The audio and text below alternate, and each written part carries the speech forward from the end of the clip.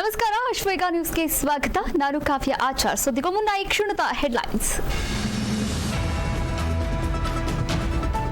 ಲೋಕಸಭೆ ಮಹಾಯುದ್ಧದ ಫಲಿತಾಂಶಕ್ಕೆ ಕ್ಷಣಗಣನೆ. ಮತ ಎಣಿಕೆಗೆ ಸಜ್ಜಾದ ಚುನಾವಣಾ ಆಯೋಗ. ದೇಶದ ಜನರ ಚಿತ್ತ ಫಲಿತಾಂಶದ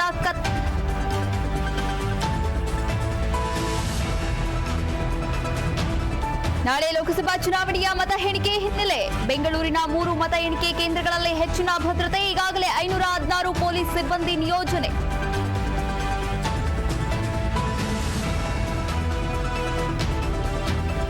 ರೇವ್ ಪಾರ್ಟಿಯಲ್ಲಿ ಭಾಗಿಯಾಗಿದ್ದ ಹೇಮಾ ಇಂದು ಸಿಸಿಬಿ ವಿಚಾರಣೆಗೆ ಹಾಜರಾದ ತೆಲುಗು ನಟಿ ನಶೇರಾಣಿ ಹೇಮಾಳನ್ನ ವಶಕ್ಕೆ ಪಡೆಯಲು ಸಿಸಿಬಿ ಸಜ್ಜು.